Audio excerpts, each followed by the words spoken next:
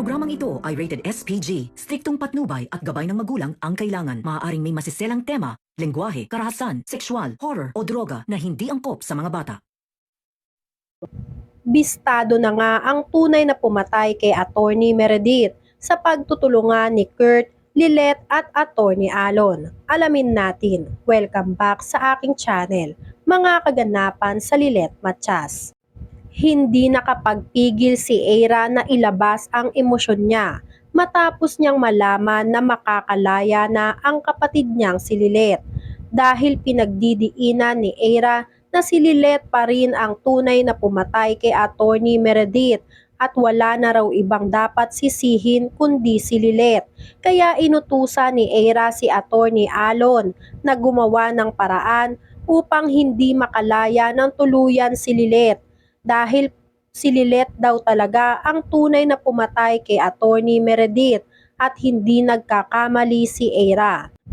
Ngunit imbis nga na konsintihin at pakinggan nitong si Attorney Alon si Eira, ay pinagsabihan pa ni Attorney Alon si Eira kung bakit ba pinagdidiinan talaga nitong si Eira si Lilet kahit na nga may nakuha ng ebidensya na makapagpapatunay na hindi talaga si Lilet ang tunay na killer ng totoo nilang nanay na si Attorney Meredith.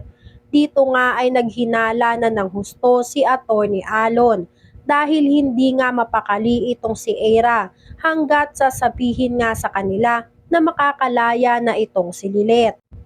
Kaya naman gagawa ng paraan itong si Attorney Alon para malaman kung ano ang sikretong tinatago nitong si Eira, kung bakit nga pinagdidiinan pa rin niya itong si Lilet kahit may nakuha ng testigo at ebidensya ang kampo nila Lilet.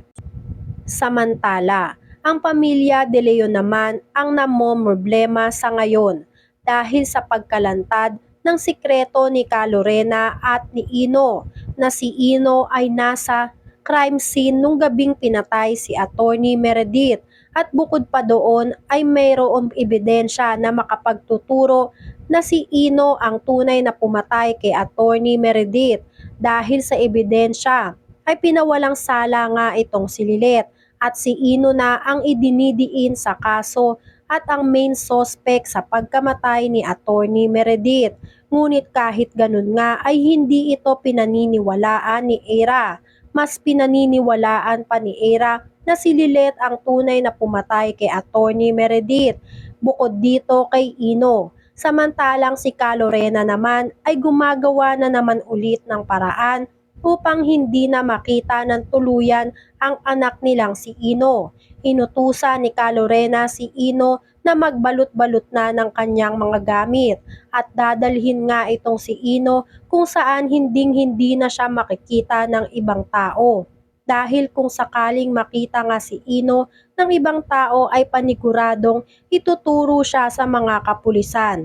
Dahil binalaan na nga itong si Calorena ng mga kapulisan na oras nga na hindi makipagtulungan si Calorena pati na rin si Constantino ay mapipilitan silang maglabas ng warrant of arrest para arestuhin ang anak na si Ino. Hindi naman pumapayag si Calorena dahil wala raw talagang kasalanan ang anak nilang si Ino at hindi raw sinasadya ni Ino na magpunta mismo sa bahay nitong sila Attorney Meredith. Ang gusto lang daw sana ni Ino ay makausap ng maayos si Attorney Meredith. Hindi raw akalain nitong si Ino na madadatnan niya si Attorney Meredith na wala ng buhay at puno ng dugo. Sinabihan si Calorena na kung wala talagang kasalanan si Ino ay iharap siya ngayon sa presinto upang malinis ni Ino ang sarili niyang pangalan. Hindi pumayag si Calorena. May karapatan daw sila upang tanggihan ang imbitasyon ng mga kapulisan sa anak na si Ino dahil nagsasabi raw talaga sila ng totoo. Samantala, pagkatapos nga ng kasiyahan ng pamilya Matias sa pagkakalaya nitong si Lilet, ay nagpapaalam na nga si Ramir na uuwi na siya ng bahay nila. Maya-maya ay biglang dumating si Patricia.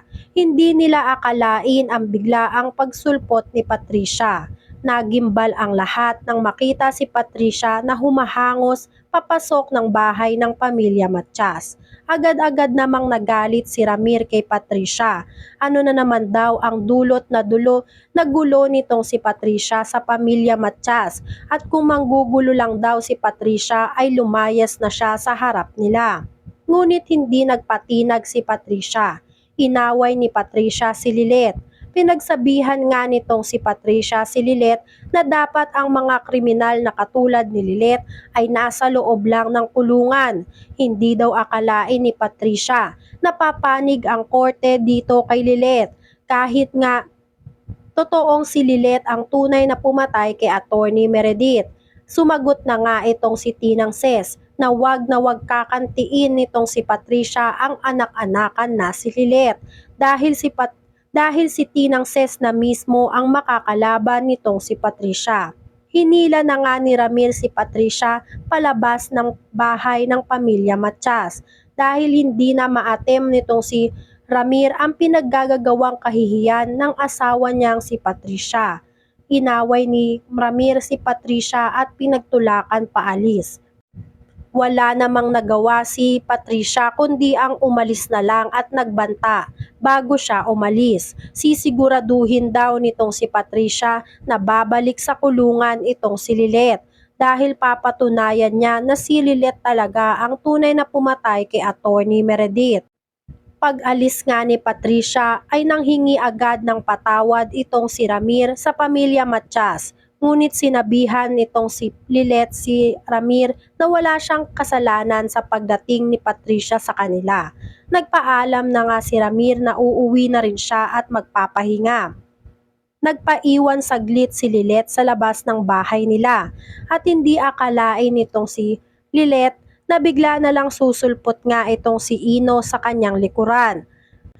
Sinabi nitong si Ino na gusto niyang makausap si Lilet dahil may gusto siyang aminin dito kay Lilet. Dito nagtanong at nagtaka si Lilet kung ano ba ang gustong aminin ni Ino sa kanya. Inamin ni Ino na wala siyang kinalaman sa pagkamatay ni Attorney Meredith at kung ano ang sinasabi at kung ano ang ebidensya ng katulong nilang si Marites ay wala raw katotohanan ang lahat ng yon. Sa ngayon daw ay nagsasabi ng totoo si Ino. Kaya naman, nagtaka nga itong si Lilet kung bakit ganon ang sinabi ni Ino. Tinanong ni Lilet si Ino kung yung tungkol ba dito kay Trixie ay walang katotohanan lahat. Dito na nga hindi nakasagot itong si Ino.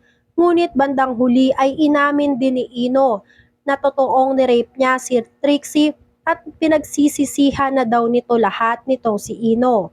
Nagalit si Lilet kay Ino at nagsisigaw. Kaya naman sa takot nitong si Ino ay bigla na nga lang siyang tumakbo palayo dito sa pamilya Matias.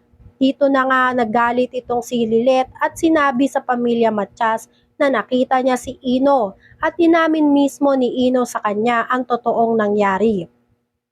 Makakakuha kaya ng ebidensya itong si Lilet na makapagpapatunay na tunay na inabuso talaga ni Ino itong si Trixie? Yan nga ang mga kaganapan at mga dapat nating abangan dito sa Lilet Matias. Kung gusto nyo pa ng mga ganitong klaseng video ay mag-subscribe at i-like itong video na to.